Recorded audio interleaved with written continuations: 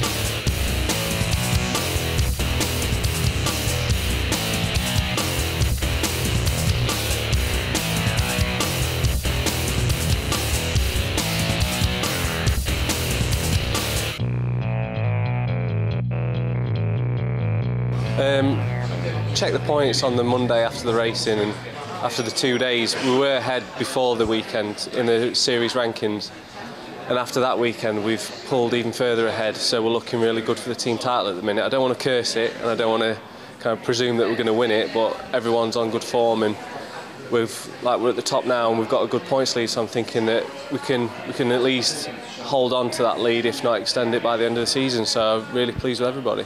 Yeah, a little bit like in Formula 1, you see a driver will gain some points over a weekend and then he's not overly driving for himself but he's driving for his team as well, so the two drivers from that team will get their points added into a team total. In the same way, we've got 9 riders on our team and the best 4 results from the riders through the weekend, whoever gets the 4 best results, their points will be taken into the team rankings for that weekend, and then they add up as the season goes on. If I'm honest, everybody started quite well. We came here for the first 3 nationals at the start of the year, and we'd had a lot of the team riders were up here training a lot, and they got to the nationals and did really well. So they started off well. That gave them confidence to carry on, and now everything's kind of going really well. It's just the level's been maintained through the season, so can't ask for more really. There's only 2 more nationals that are left, but both are double-header round, so there's 4 races that are left for the national series. So yeah, one's in a few weeks at Derby, and then again there's another one at the end of August at Peterborough.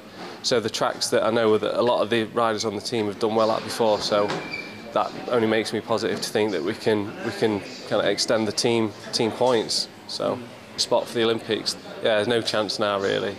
It's looking, I've kind of accepted that I'm not going, and that's it. I've just got to move on, can't change anything, and just, I don't know, get on with my life. And I've got a lot of other good things in my life that I've got going on, so just concentrate on that and not really have to look back on what's happened this year.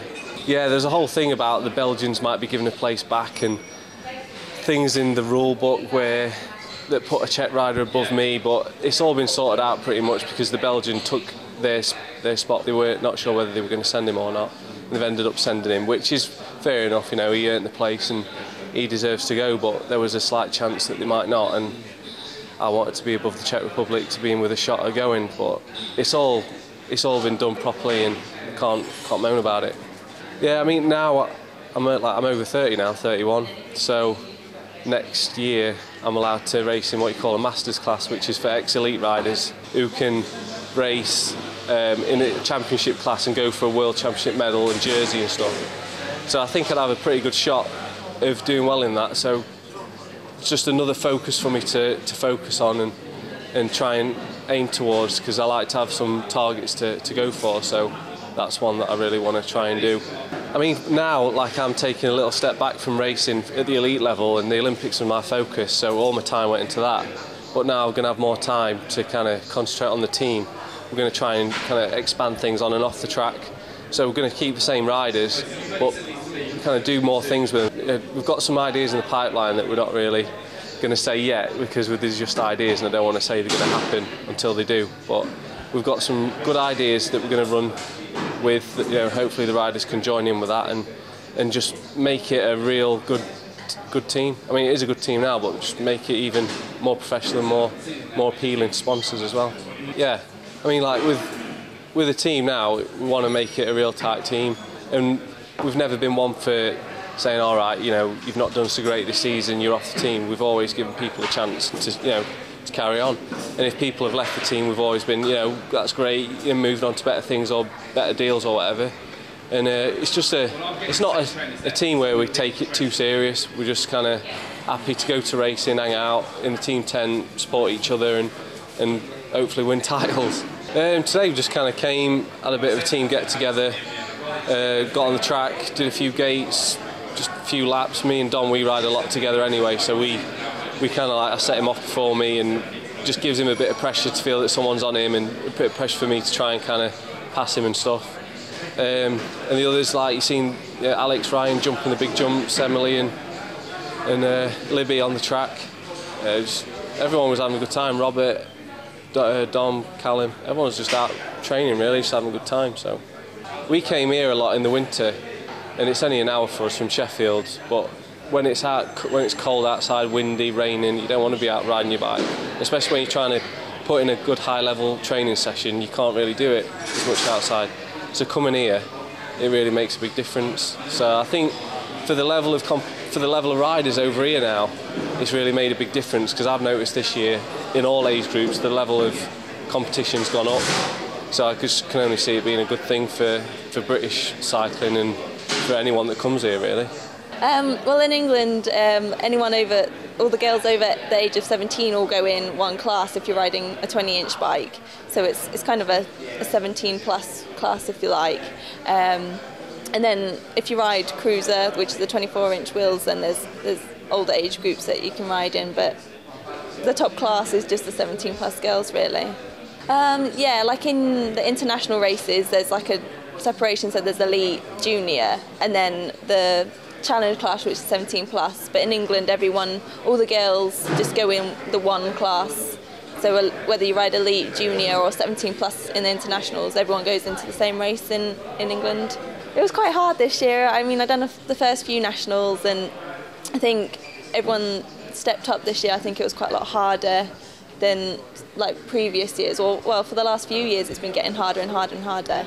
And there's been more girls racing this year than what years previous. I think I done all right. I enjoyed the first few races, and then when me and Kelvin got married, I had a couple of races off, so I wasn't really looking for a national type, like any kind of national ranking or anything like that. Just wanted to enjoy the races that I was at. So, well, I guess Sinead's being on TV a lot and everything. She's like pushed the sport for girls. I think that's promoted the sport for girls a lot more, so girls think, oh, I can do, there's girls doing it as well, because I think in the past it's been seen as a boys' sport, but I think that she's probably helped the girls, and then as more girls are doing it, they're getting their friends from school to come along and things like that, and it's just progressed and progressed. No, I think sometimes the boys are intimidated if the girl is in their class. They feel like oh, I've got to beat a girl, or I can't let her beat me. And I think sometimes that they feel more intimidated that a girl's in their class rather than the other way around. Well, I was just like, I only found out about like a week ago, and I just came here to have a mess around and just do some gates and stuff. And just do some jumps with Kelvin and with all my team as well. Yeah, it's been alright. The nationals have been like tough for me. It's got like harder every year, and I'm in 4th in the rankings now. So I just hope to do well in the next 4 rounds. Well, I wasn't even expecting to get through the motos. It was my 2nd World Championship competition that I've been to, and the year before that I got to the semis, and I was hoping to get better than that at the semis, and I got 2nd in the semis, and then I just went for it in the final. When I get to the final, I just like calm down. It's just when I like get to my first moto, the nerves come to me, because it's like the first race and I don't know what to expect and stuff. So yeah, it's something that I want to do for like when I get into junior and elite, just so then I can race all like the 10-year-olds and stuff like that with my brother and stuff. Well, at home I do like go on the turbo train and do like sit-ups and press-ups, and my friend's got a gym in his house, so sometimes I go over in his house and go on the gym there, and I just like spend some time on the track training with my dad as well. Yeah, it's something that I always want to do. I can't imagine me like getting off my BMX.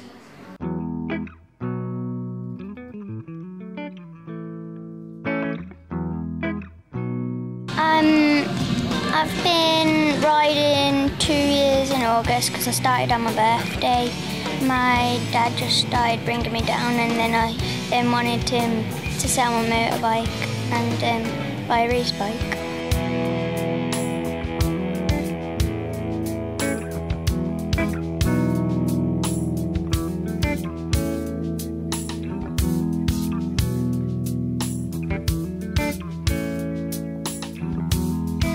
Well, I was doing coaching with Kelvin, and then he seen me getting better, and now he started going to racing, and then he just said, why don't you come and join the Route 55 team?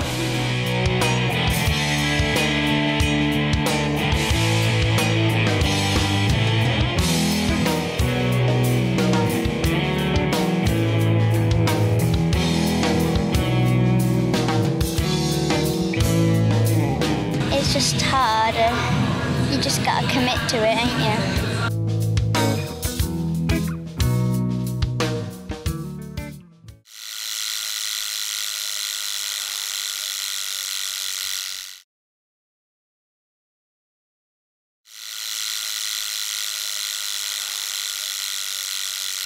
I've been involved in BMX as a rider for 30 years, and my brothers and I have always wanted to develop a 22-inch wheel BMX because they've never been around, and we always thought that it would make a nice race bike and a good jump bike. Back then, back in the early 80s, BMXing was still 20-inch and 24-inch, and it was BMXing in the media was mostly racing, and freestyle was just starting to emerge. So the sort of riding that was being done then was quite simple compared to what it is now.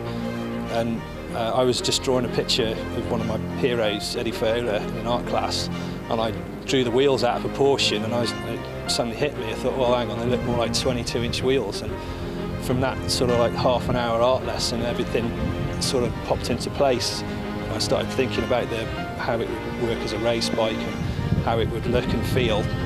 And everything that we're doing now is basically just going through that little checklist and testing it and going, wow, it does actually do everything that we sort of first had a hunch about, really.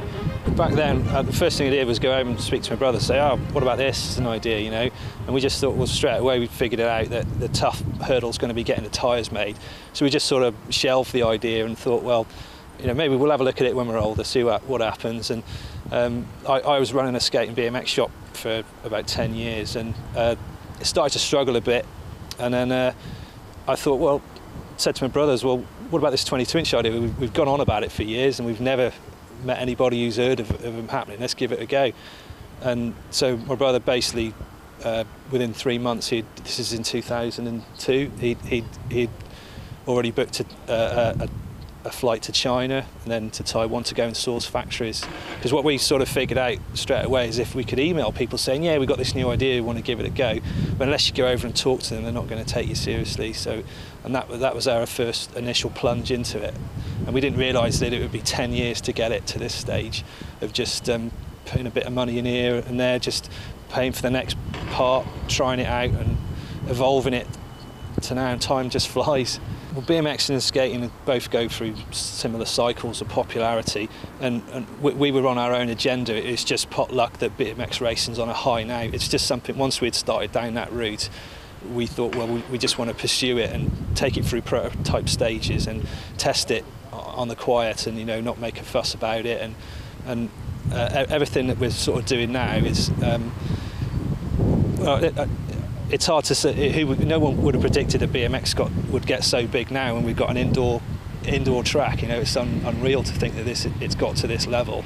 It's just, I don't know, it's nice timing. If the 22 can come into it now and take off, then great, it'll ride that wave of popularity. So it wasn't like we had a 5-year plan. It was just, we just started getting on with it, and we're in this situation now, really. If we were to go on Dragon's Den and say we've got this idea, it would be classed as a disruptive product, because it's something that's, when you start talking about it, it might potentially alter the people's buying habits in the market. So any ideas like that, then banks and money lenders are traditionally going to stay away from stuff like that because it's considered high risk. So we just had to basically do what we could and save up for it, each component over the last 10 years, really. And so we've had to do it independently, and we've had hurdles with production delays because the nature of what we're asking these factories to do, which is to make something that they need a lot of convincing to take you seriously, and then to go ahead with it, and they're in other countries as well. And we just had to gradually literally get the funding together, however, and do it piece by piece, and then eventually we got the complete bike we could actually ride. So this is from 2002 to 2007. It was the first time we actually got a chance to ride the bike, and then it was like, as soon as you got on it, you knew there was something really good about it, and then you ask others, and what do you think, and then it becomes, you know what people are going to say every time they ride it, and it's always positive. Well, the bike that's here now, this is a trails version, so it's sort of like the lads are doing street riding behind us.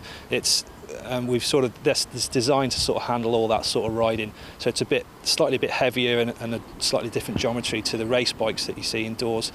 But hopefully we should have a prototype race bike for Christmas, and then a production race version for this time next year. And currently I'm just experimenting by racing in the national series now, really, so just to see how this bike does.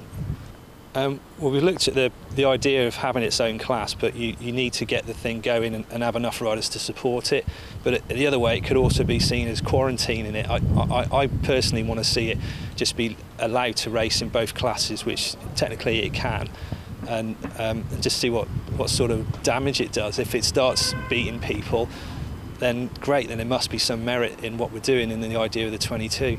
Well, as soon as I got on the bike, it did have a feel of a cruiser style bike that I've been on before, and I've always done quite well on the cruisers, always feel a bit more stable, more kind of comfortable on those frames and on those wheels as well. So as soon as I got on it, it did have a cruiser feel to it. It just definitely didn't feel like a 20-inch at all.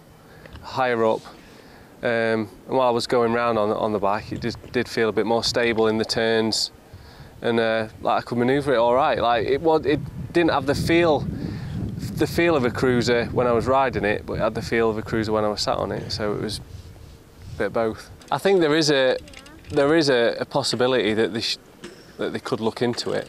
I don't see any reason not, because if you look at some of the crashes at the World Championships, a good example was Liam Phillips. It was a very, I'd say a twitchy crash. when he came off the jump, his wheel just went from underneath him, and the speeds were going 50 to 60 kilometres an hour. Then you are going to need a bit more stability. So I don't see why UCI or British Cycling or whoever it is that could bring this in shouldn't have a look at it, because safety riders should be on, well, the top of the priority list really. Being a rider and going around the track at those speeds, you know that you're risking a lot, and if there's any way that they could make it safer or even better for riders, I think there's definitely something that they could look into.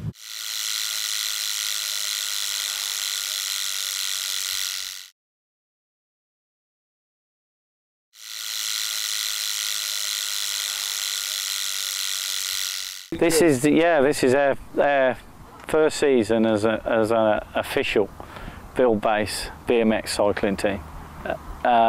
Massive thing for me, brand new for me. Yeah, it's had its ups and downs, but in all, it's gone quite well. Yeah, there's a lot of team sort of camaraderie and that, you know, and people sort of play off each other. But yeah, it's been good, been really good. As far as Kieran's achievement, remarkable. Yeah, 17 to 29, McAvoy looking like he's got the snap, but Potter and Cutmore there on his tail, the local boy Pseudo's on the charges rowing the mix, and as they come out of turn number 1 is Chris Potter and McAvoy. Oh, they're to elbow! McAvoy and Cutmore's coming around the outside. Here comes Cutmore. So McAvoy needs to keep it together, because Cutmore, the local boy's on his tail. Here's McAvoy, Cutmore, here he comes. Oh, it's getting close. McAvoy looking good though. He's going to take it down to the line. McAvoy, Cutmore, Potter, 1, 2, 3. He was an unknown, but a known. I known his background, but obviously having a massive injury like he did, and me not so much taking a gamble, because it wasn't for me a gamble. I knew what he was capable of doing, and I know that he can strive to be, you know, as good as he wants to be. So really, in that terms, was a no-brainer for me. Yeah, he was a surefire. Yeah, but the thing is I haven't sort of set the team up to be. You look at people and you think to them, oh yeah, he'd be great on the team because he's this or he's that. It's not that. That's not what it's all about, really. For me, it's more of an enjoyable thing. And if I can help certain riders, then obviously the sponsors and that can help and try and forward them on their path of wherever they want to go to. And with Kieran on the team being as good as he is, you know, he can help the younger riders and so on and so forth, sort of thing. That every one of the team members did qualify for the Worlds, which is a massive thing, really, a massive achievement in my eyes. Riding for Great Britain is anybody that strives to ride or run or whatever you do is you want to do it for Great Britain. So for the young kids, that was top of their list. And I suppose then it's for the younger ones, it's just to sort of push on throughout the season and try and get the highest plate that they can get. I don't put added pressure on to say, oh well, you need to be this or you need to be that. You need to be finishing here, or you know, that's not the way I do it. Obviously, being the first year, it's a learning curve for me as well. You know, this team manager thing is not really. It's like I shy away from it a little bit. I just feel like that I'm helping a group of people out. In terms of Lucy's and Mia's year, you followed the progress of them, and sort of from where they first started to where they are now, and we've got 2 nationals left. And yeah, they've gone from sort of there to there, you know, and they still want to improve and improve and improve, and it's like a sponge. They just soak it all up and just keep improving. But the thing is, with kids, it has to be now. We want it now. And it's a little bit hard because obviously you know, sometimes you got a few tears and all the rest of it, like, you know, there's always another race, you know, there's always things to practice. As far as Chris Day's concerned, racing from late 70s, early 80s, he's never really lost it, never lost the bug.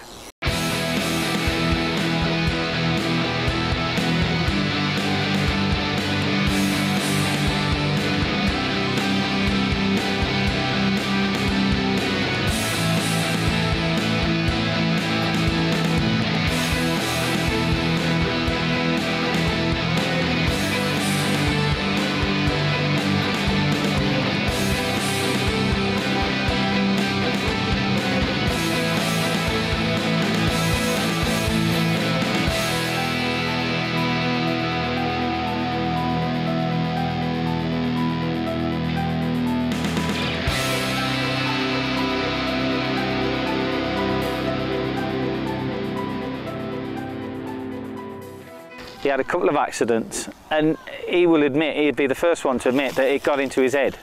It really did, and it will. And I said to him, you know, he missed the Braintree National purely because he didn't really want to be there.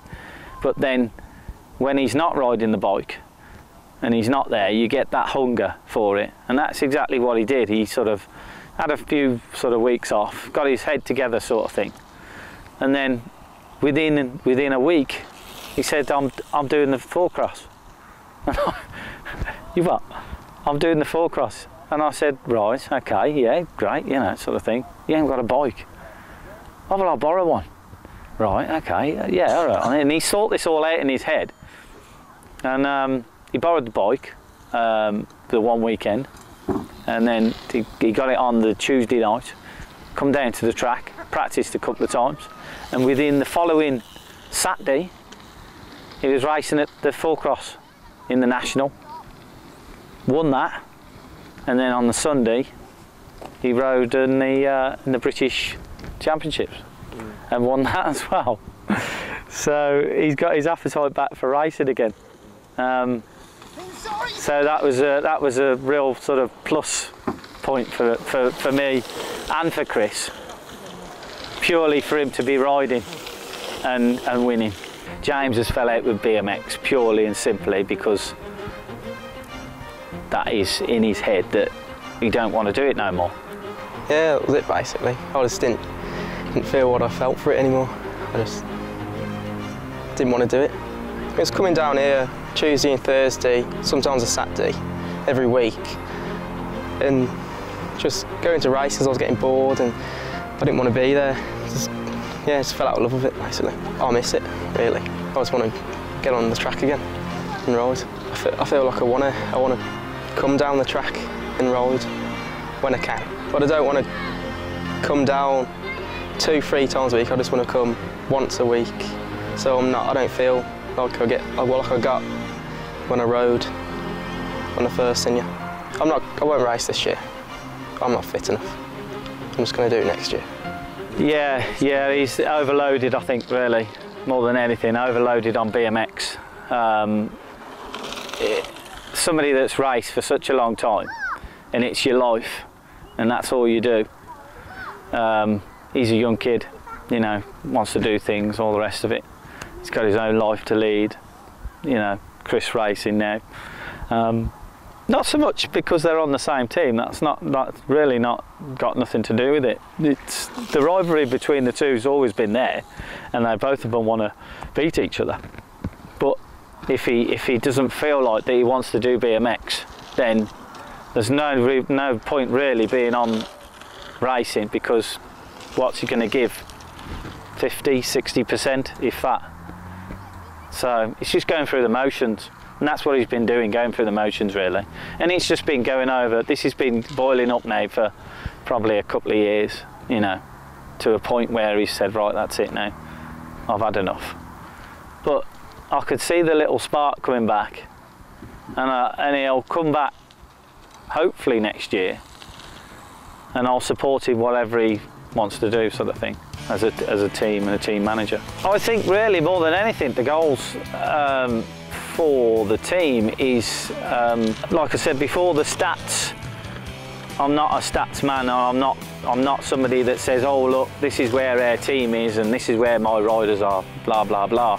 That's not what I do, that's not the way it is. So if everybody's enjoyed themselves as riding in a team, and you could, you know, take that out and they feel that they've had a successful year, whether they're top 10, they're national champions, that is fine with me. The future for the team next year, as I could see, is much the same really. I'm not really too bothered whether we grow the team or not, to be fair, because I think, you know, I think we've got quite a nice little compact team, and I think everybody sort of gels. So much the same really. I mean, it was the first year for me, so yeah, it's that passion, isn't it? That's around for years. That's been around for years. That's people that have been in BMX for such a long time, and just keep striving and striving.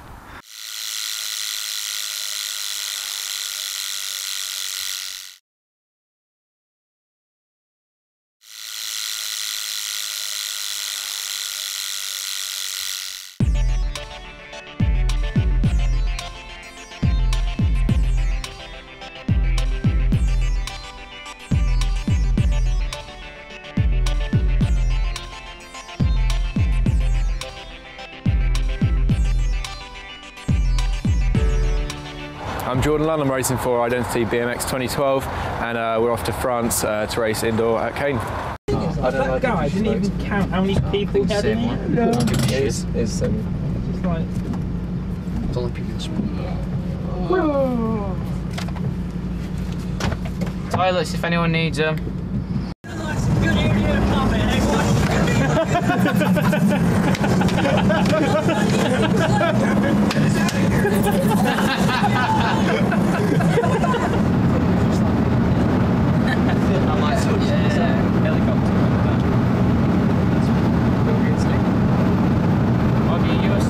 Bang!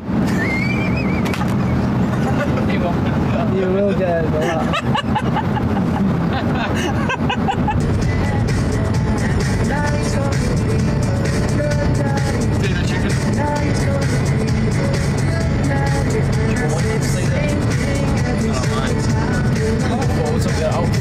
I had a quick word with Jordan. I mean, we just left him alone at the minute. He's really upset, and you know, because he's come out to Europe, he's doing really well, and you know, just to have that taken away from him, it's, you know, in England it's friendly racing. You know that they will give you some room to race, and in Europe there's no room. It's like if you're in the way, they will go through you.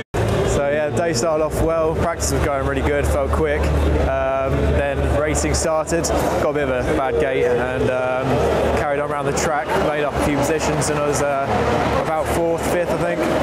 Well, going to make the move for 4th or 3rd, and got taken out from the left hand side and put my wrist out, and broken the end off my arm actually. So that didn't end so well. Last year I did a bit of time in hospital. Did a week in hospital and a few weeks off my bike because of I cased, doing just a simple air like I do every day, and went down pretty hard to my face and to like the side of my body, to my ribs, and got put in hospital, to put it simply, and doctors told me I had lacerated my spleen and I had internal bleeding and whatnot, and they said I got to stay in hospital for a week to be observed, and they told me I was pretty lucky to be alive, so it's kind of a bit like it was a bit of a shock really. I didn't really expect it to be that bad, but it was, and I had to just go through with it, and it's all right now. I'm all healed up and everything, so ready to go again. Recently breaking my wrist, it seems 4-cross was a bit of a nice way to get my wrist back to strength. And now I've won, it's kind of left me a bit of a dilemma. What do I do for the rest of the season? Got a nice gate, tried to push across my teammate Matt Jones, so came into the first straight out in the lead, so that was really nice. Came into the first corner, had my line choice, and kind of had it laid out from there. Just had to keep it together, kind of laid off a bit near the end of the track, so I didn't make a silly mistake, because it can happen like that sometimes. Did the pro line, and I realised that Matt Jones is quite close to me, so had to have a final sprint for the line, but pushed forward and got the result I wanted. I didn't really realise, I thought I had a bit of a lead, so I guess that's why they say always pedal to the line, so it's nice to get a wheel length on him at least. Round is ready. Watch the gate.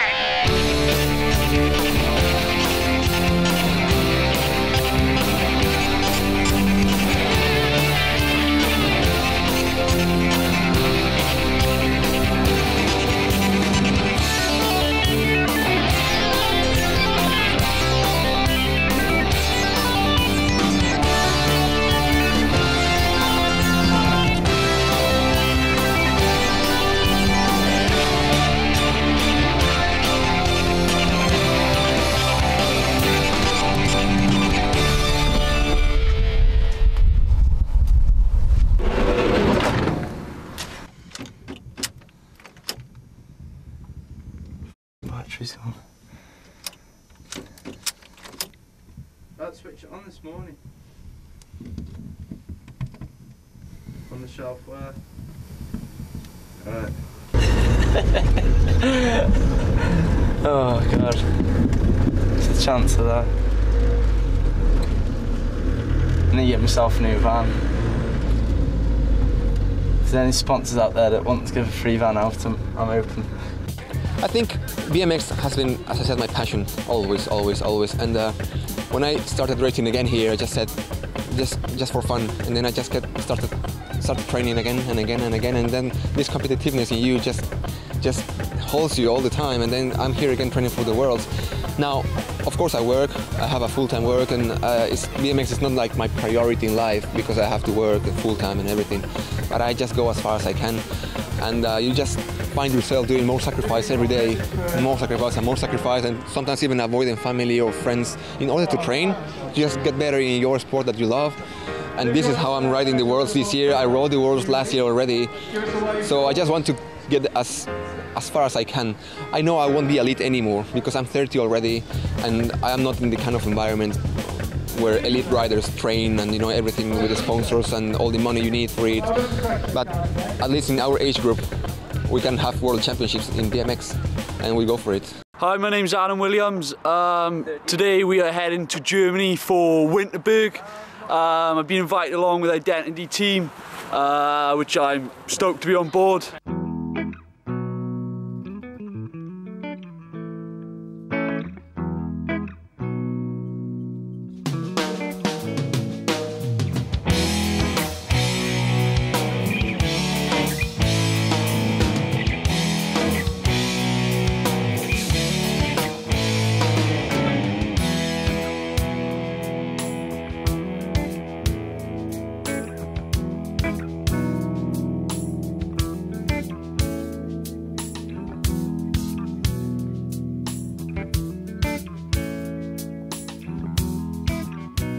I've had it. Everyone else is going off to their side. Everyone knows the route. The route is there.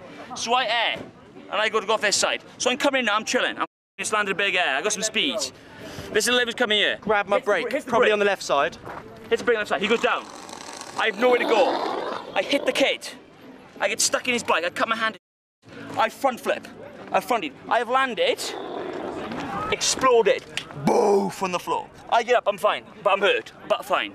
I'm like, whoa. Everyone calm down, the kid's alive, the kid's alive. Where's the kid gone? The kid's here. Holy shit. He's stuck in the bike, he's crying, he's hit the fan. See the size of this back? Probably 4 inches of body armour. Wings. But it caught the lower back where there's not much muscle. You can see the bruising and swelling. Protection. I can barely move right now. It's a prone area for... But at the end of the day, I'm a warrior, I will continue, I'll plough through. We'll hit the fan. The kid's lucky wasn't 3, 2, 3 or 4, 5 years. He's 11, 16. But he's a little kid, so I'll let him go. I'll let it slip this time. Yeah, everything I do away from BMXing is probably still related to BMXing. I quite enjoy editing videos, but they're always BMX videos, so I listen to a whole load of stuff, but I quite like listening to 80s music. If I had a tattoo, well, it'd have to be something BMX related, because I think if you get a tattoo, it's got to be something that means something to you, and that's the one thing in my life that means something to me and has been part of my whole life. But yeah, I probably won't get one.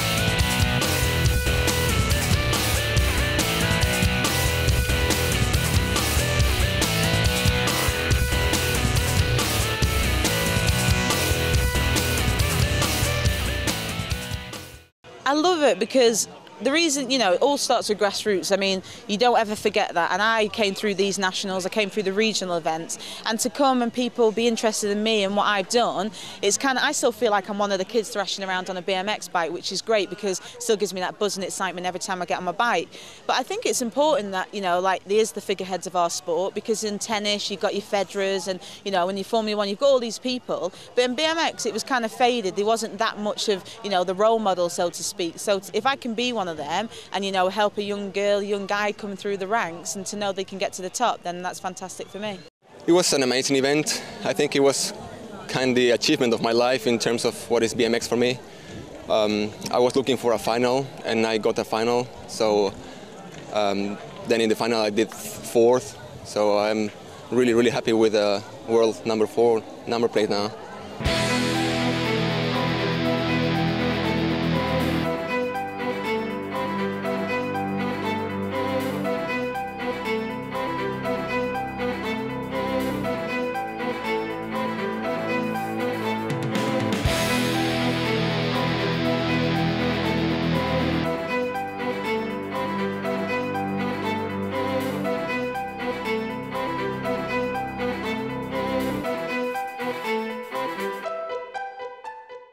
Just absolutely stoked. I mean, you know, train hard every day, all day, every day, you know, and work towards this. Yeah, just absolutely over the moon. You know, last year I crashed and, you know, crashed out the final, but this year, you know, kept on 2 wheels and took the win. So just absolutely buzzing at the moment. Couldn't be any happier, so all good.